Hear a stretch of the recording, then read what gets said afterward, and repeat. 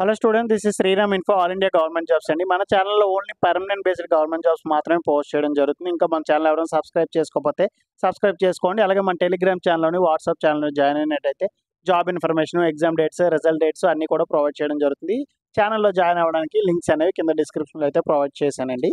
Hello students, ఇప్పుడు మనకు వచ్చేసి సిఎస్ఐఆర్లో ఏఎంపిఆర్ఐ అంటే advanced materials and process research institute నుంచి చాలా మంచి పర్మనెంట్ సెంట్రల్ గవర్నమెంట్ జాబ్స్ అయితే రిలీజ్ అవ్వడం జరిగింది. బోత్ మెయిల్ అండ్ ఫీమేల్ ఎవరైనా అప్లై చేసుకోవచ్చు. ఫీమేల్ క్యాండిడేట్స్కి వచ్చేసి ఎటువంటి అప్లికేషన్ ఫీజు అయితే ఏమీ లేదండి. ఏ పోస్ట్కి కూడా ఎటువంటి ఎక్స్పీరియన్స్ కూడా ఏమీ అవసరం లేదు. ఫ్రెషర్ క్యాండిడేట్స్ దీనికి అప్లికేషన్స్ అనేవి పెట్టుకోవచ్చు. ఏ స్టేట్ నుండి అయినా సరే దీనికి అప్లై అయితే చేసుకోవచ్చు. ఇది వచ్చేసి మనకి సిఎస్ఐఆర్ వాళ్ళది అఫీషియల్ వెబ్సైట్. ఇందులో మనకి ఇక్కడ ఇంపార్టెంట్ డాక్యుమెంట్స్ అని చెప్పేసి ఉంటుంది. ఇక్కడ click here for advertisement JSA AMPRI అని చెప్పేసి ఉంది కదా, దీని మీద క్లిక్ చేసినట్టయితే మీకు అఫీషియల్ నోటిఫికేషన్ అనేది ఇట్లా డౌన్లోడ్ అవుతుంది. ఈ నోటిఫికేషన్లో ఇంపార్టెంట్ పాయింట్స్ అనేవి అన్నీ కూడా మీకు చాలా క్లియర్గా ఎక్స్ప్లెయిన్ చేస్తాను. మీరు వీడియో అక్కడ స్కిప్ చేయకుండా లాస్ట్ వరకు చూడండి. ఎటువంటి డౌట్స్ ఉన్నా కింద కామెంట్ బాక్స్లో కామెంట్ చేయండి. మీకు ఖచ్చితంగా నేనైతే రిప్లై ఇస్తాను. లేదనుకుంటే కాల్ మీ ఫర్ యాప్ నుంచి ఎలా కాల్ చేయాలి ఏంటో కూడా ఒక వీడియో కూడా చేసి కింద డిస్క్రిప్షన్లో అయితే లింక్ అయితే ఇచ్చాను. ఆ వీడియో చూసి మీరు డైరెక్ట్గా నాకైతే కాల్ మీ ఫర్ యాప్ నుంచి కాల్ చేసి మీ డౌట్స్ అన్నీ కూడా క్లారిఫై అయితే చేసుకోవచ్చు. ఇప్పుడు మన నోటిఫికేషన్ ఇంపార్టెంట్ పాయింట్స్ అనేవి అన్నీ కూడా డిస్కస్ చేసుకుందాం. ఇది వచ్చేసి మనకి సిఎస్ఐఆర్ వాళ్ళది అఫీషియల్ నోటిఫికేషన్ అండి. ఇక్కడ మనకి advertisement number 1/2025 recruitment for the post of junior secretary assistant కోసం వీలైతే రిక్రూట్ అయితే చేస్తున్నారు. ఇంపార్టెంట్ డేట్స్ చెప్పే ముందు నా నుండి చిన్న రిక్వెస్ట్ ఏంటంటే వీడియో చూసిన ప్రతి ఒక్కరు కూడా లైక్ చేసి మీ ఫ్రెండ్స్ కూడా షేర్ చేయండి. ఇన్ఫర్మేషన్ అనేది వాళ్ళకి కూడా యూజ్ అవుతుంది. మీరు చేసే చిన్నపాటి లైక్ ఇట్లాంటి నోటిఫికేషన్లు మరిన్ని చేయడానికి నాకు కూడా ఎంకరేజ్మెంట్గా ఉంటుంది. ఇది వచ్చేసి మనకి ఆన్లైన్ అప్లికేషన్ ఎప్పుడు స్టార్ట్ అయిందంటే 26 ఏప్రిల్ 2025 అయితే మనకి స్టార్ట్ అయిందండి. లాస్ట్ డేట్ చూసుకున్నట్టయితే 17 మే 2025 అయితే ఎండ్ అవుతుంది. ఈ డేట్స్లోపు మీరు ఆన్లైన్లో అప్లై చేసుకోవాల్సి ఉంటుంది. మనకి వేకెన్సీ డీటెయిల్స్ చెప్పుకునే ముందు ఇక్కడ చూడండి, మనకి పోస్ట్ కోడ్, అలాగే ఎన్ని పోస్టులు ఉన్నాయి, రిజర్వేషన్ కేటగిరీ కింద ఎన్ని డివైడ్ చేశారు, అలాగే పే స్కేల్ లెవెల్ ఎంత, బేసిక్ పే స్కేల్, నెక్స్ట్ టోటల్గా మీకు శాలరీ ఎంత వస్తుంది అంటే ఏజ్ లిమిట్. ఓకేనా, ఈ ప్రకారంగా చెప్పుకుందాం. ఫస్ట్ మనం వేకెన్సీస్ పోస్ట్ కూడా చూసుకుందాం. జూనియర్ సెక్రటరీ అసిస్టెంట్లో జనరల్కి వచ్చేసి మనకి 7 పోస్టులు ఉన్నాయి. 7 కూడా కేటగిరీ వైజ్గా డివైడ్ చేసి ఇచ్చారండి. మనకి ఇక్కడ యూఆర్ అంటే ఓపెన్ కేటగిరీకి వచ్చేసి 3, ఎస్సీ వాళ్ళకి వచ్చేసి 1, ఎస్టీ వాళ్ళకి వచ్చేసి 2, ఓబీసీ వాళ్ళకి వచ్చేసి మనకి 1 పోస్ట్ అయితే ఇవ్వడం జరిగింది. అలాగే ఫైనాన్స్ అండ్ అకౌంట్స్కి చూసుకున్నట్టయితే ఒకటే పోస్ట్ ఉంది. ఆ ఒకటి కూడా ఓపెన్ కేటగిరీకి ఇస్తున్నారు కాబట్టి ఏ క్యాస్ట్ వారైనా అప్లై చేసుకోవచ్చు. అలాగే స్టోర్స్ అండ్ పర్చేస్కి చూసుకున్నట్టయితే అది కూడా సేమ్ అండి, ఒకటే పోస్ట్ ఉంది, అది కూడా ఓపెన్ కేటగిరీకి ఇస్తున్నారు. ఈ మూడింటికి కూడా మనకి పే స్కేల్ లెవెల్ అనేది సేమ్ అండి. 19,900 అనేది ఇనిషియల్గా మీకు ఇచ్చే బేసిక్ శాలరీ. గ్రాస్ శాలరీ వచ్చేసి 36,220 రూపాయలు అనేది మీకు గ్రాస్ శాలరీ నెలకు వచ్చే మీకు జీతం అండి. అండ్ ఏజ్ లిమిట్ కూడా సేమ్ 18 ఇయర్స్ నుంచి 28 ఇయర్స్ వరకు కూడా అందరూ కూడా అప్లికేషన్స్ అనేవి పెట్టుకోవచ్చు. Age relaxation as per government rule ప్రకారంగా ఎస్ఎస్టీ క్యాండిడేట్స్కి వచ్చేసి 5 ఇయర్స్ ఉంటుంది. ఓబీసీ వాళ్ళకి వచ్చేసి 3 ఇయర్స్, పీడబ్ల్యూడీ క్యాండిడేట్స్కి వచ్చేసి 10 ఇయర్స్ అనేది ఏజ్ రిలాక్సేషన్ అయితే వర్తిస్తుందండి. మినిమం ఏజ్ వచ్చేసి మనకి 18 ఇయర్స్ అయితే ఉంటుంది. ఎడ్యుకేషన్ క్వాలిఫికేషన్ అండి. ఎడ్యుకేషన్ క్వాలిఫికేషన్ జూనియర్ సెక్రటరీ అసిస్టెంట్‌కి మనం చూసుకున్నట్టయితే ఇక్కడ చూడండి 10+2 ఆడిట్స్ ఈక్వాలెంట్ అని చెప్పేసి ఇవ్వడం జరిగింది. అంటే మనకి ఇంటర్‌లో ఏ బ్రాంచ్ వాళ్ళైనా దీనికి అప్లికేషన్స్ అనేవి పెట్టుకోవచ్చు. అలాగే డిప్లొమాలో ఏ బ్రాంచ్ వాళ్ళైనా అప్లికేషన్స్ అనేవి పెట్టుకోవచ్చు. ఇంటర్‌లో ఎంపీసీ, బైపీసీ, వొకేషనల్ కోర్స్ ఎవరైనా అప్లై చేయొచ్చు. అలాగే డిప్లొమాలో ECE, triple E, civil, mechanical, automobile engineering, chemical engineering ఎవరైనా సరే ఓకేనా, అందరూ కూడా అప్లికేషన్స్ అనేవి పెట్టుకోవచ్చు.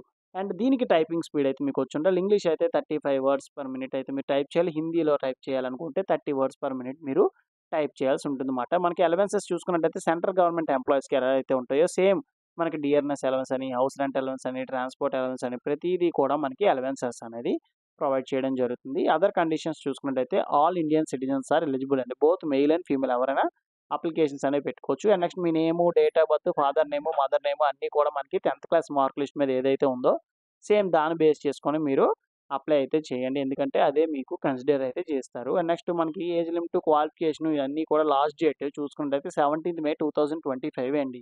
అంటే క్రూషియల్ డేట్. ఈ డేట్‌లోపు మీకు age limit and next education కూడా కంప్లీట్ అయ్యి ఉండాలన్నమాట. అండ్ నెక్స్ట్ మీకు ఇనీషియల్‌గా పోస్టింగ్ అనేది మీకు ఎనీవేర్ ఇన్ ఇండియా ఎక్కడైనా రావచ్చు. బట్ ఇనీషియల్‌గా మీకు చూసుకున్నట్టయితే భోపాల్‌లో మీకు పోస్టింగ్ అనేది వస్తుంది. 2 ఇయర్స్ ప్రొబేషన్ పీరియడ్ అయితే ఉంటుంది. తర్వాత మిమ్మల్ని అయితే కన్ఫర్మ్ అయితే చేస్తారు. Examination, skill test, written test అన్నీ కూడా మనకి భోపాల్‌లోనే కండక్ట్ చేయడం జరుగుతుంది. సెలక్షన్ ప్రొసీజర్ చూసుకున్నట్టయితే మనకి ఫస్ట్ రిటన్ టెస్ట్ ఉంటుంది. తర్వాత ప్రొఫిషియన్సీ టైపింగ్ టెస్ట్ అయితే ఉంటుంది. 2 పేపర్స్ ఉంటాయి. Paper 1, paper 2 written based. అన్నీ కూడా మనకి అనెక్సా 1లో మనకి మోడ్ ఆఫ్ సెలక్షన్ అని చాలా క్లియర్‌గా ఇచ్చారు. Scheme of examination. అక్కడికి వెళ్ళాక మీకు అనెక్సా 1 అనేది మీకు ఎక్స్‌ప్లెయిన్ చేస్తానండి. రిజర్వేషన్ ఏజ్ మనం చూసుకున్నట్లయితే మినిమమ్ వచ్చేసి 18 ఇయర్స్ అండి. మాక్సిమం మనకి 28 ఇయర్స్ అయితే ఇవ్వడం జరిగింది. ఏజ్ రిలాక్సేషన్ చెప్పాను కదా! యాస్ పర్ గవర్నమెంట్ రూల్ ప్రకారంగా ఎస్సీ/ఎస్టీ క్యాండిడేట్స్‌కొచ్చేసి 5 ఇయర్స్, ఓబీసీ వాళ్ళకొచ్చేసి 3 ఇయర్స్, అలాగే పీడబ్ల్యూడీ క్యాండిడేట్స్‌కొచ్చేసి 10 ఇయర్స్ అనేది మనకి ఏజ్ రిలాక్సేషన్ అయితే ఉంటుంది. And some other important points in this notification మనం ఇక్కడ చూసుకున్నట్టయితే హౌ టు అప్లై ఇది ఎలా అప్లై చేసుకోవాలి ఏంటంటే మనకి ఇది ఆన్‌లైన్‌లో అప్లై చేసుకోవాలి. ఈ లింక్స్ అన్నీ కూడా మీకు కింద డిస్క్రిప్షన్‌లో అయితే ప్రొవైడ్ చేస్తాం. దాని ద్వారా మీరు డైరెక్ట్‌గా అయితే అప్లై చేయొచ్చు. General, finance and accounts and stores and purchase మూడిట్లికి మీరు అప్లై చేయొచ్చు. సేమ్ ఎడ్యుకేషన్ క్వాలిఫికేషన్ ఉంది కాబట్టి ఒక అప్లికేషన్ పంపించి మీరు పోస్ట్ ప్రిఫరెన్స్ అనేది ఇస్తే సరిపోతుందన్నమాట. మీకొచ్చిన మార్క్స్‌ని బట్టి ఈ పోస్ట్ అయితే మీకు ఇవ్వడం జరుగుతుంది. మీకు అప్లికేషన్ ఫీజ్ వచ్చేసి రూ. 500 అండి. ఆన్‌లైన్‌లో పే చేయాల్సి ఉంటుంది. Credit card, debit card, UPI payment ద్వారా మీరు అప్లికేషన్ ఫీజ్ అయితే పే చేయొచ్చు. నేను ఏదైతే స్టార్టింగ్‌లో చెప్పానో అప్లికేషన్ ఫీజ్ ఎవరికి లేదు. వుమెన్ క్యాండిడేట్స్ ఓకేనా. ఏ వుమెన్ క్యాండిడేట్స్ అయినా, ఏ క్యాస్ట్ వాళ్ళైనా సరే దీనికి అప్లికేషన్ ఫీజ్ అయితే ఏమి లేదు. అలాగే SC, ST, PWD, ex service మెన్‌కి కూడా ఎటువంటి అప్లికేషన్ ఫీజ్ అయితే ఏమీ లేదు. మీరు రిలవెంట్ డాక్యుమెంట్ అనేది మీరు క్లెయిమ్ చేయాల్సి ఉంటుంది. వుమెన్ క్యాండిడేట్స్‌కి రిలవెంట్ డాక్యుమెంట్ ఏముంటుంది? ఆధార్ కార్డే వాళ్ళది రిలవెంట్ డాక్యుమెంట్ కింద కన్సిడర్ చేస్తారు. నెక్స్ట్ వచ్చేసి ఫోటో, సిగ్నేచర్ అండ్ నెక్స్ట్ మీ 10th క్లాస్ మార్క్ లిస్టు, అలాగే ఎడ్యుకేషన్ సర్టిఫికేట్స్ అన్నీ కూడా మీరు అప్‌లోడ్ చేయాల్సి ఉంటుంది. క్యాస్ట్ సర్టిఫికేట్‌తో సహా. No need to submit hard copy. మీరు ఎటువంటి హార్డ్ కాపీ కూడా ఏమీ పంపించాల్సిన అవసరం అయితే ఏమీ లేదు. స్కీమ్ ఆఫ్ ఎగ్జామినేషన్ చూసుకున్నట్టయితే రిటన్ టెస్ట్ వచ్చేసి మీకు కంప్యూటర్ బేస్డ్ గాని, ఓఎంఆర్ బేస్డ్ గాని అంటే ఆఫ్‌లైన్ ఆర్ ఆన్‌లైన్ కండక్ట్ చేస్తారు. బోత్ హిందీ అండ్ ఇంగ్లీష్‌లో ఉంటుంది. మీరు ఇంగ్లీష్‌లో కావాలంటే ఇంగ్లీష్‌లో అటెండ్ చేయొచ్చు ఎగ్జామ్ అనేది. అలాగే 12th క్లాస్ బేస్డ్ ఉంటుందండి. 200 క్వెషన్స్ వస్తాయి. 2 అవర్స్ 30 మినిట్స్ డ్యూరేషన్ టైమ్ అయితే ఉంటుంది. పేపర్ 1 వచ్చేసి మనకేంటంటే మెంటల్ ఎబిలిటీ టెస్ట్ ఉంటుంది. 100 క్వెషన్స్ 200 మార్క్స్ అంటే ఈచ్ క్వెషన్ క్యారీ 2 మార్క్స్ అండి. దీనికి ఎటువంటి నెగెటివ్ మార్కింగ్ అనేది ఉండదు. పేపర్ 2 వచ్చేసి మీకు ఎలా ఉంటుందంటే 2 సబ్జెక్ట్స్ నుండి వస్తాయి.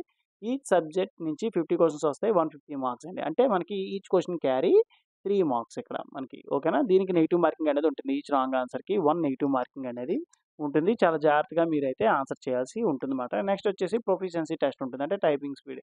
మీ టైపింగ్ స్కిల్స్ అనేది ఇక్కడ చెక్ చేయడం జరుగుతుందన్నమాట. ఓకేనా. ఇది మనకి నోటిఫికేషన్‌లో ఇంపార్టెంట్ పాయింట్స్ అండి. ఇందులో మీకు ఇంకా ఏమైనా డౌట్స్ ఏమైనా ఉన్నట్టయితే కింద కామెంట్ బాక్స్‌లో కామెంట్ చేయండి. మీకు ఖచ్చితంగా నేనైతే రిప్లై ఇస్తాను.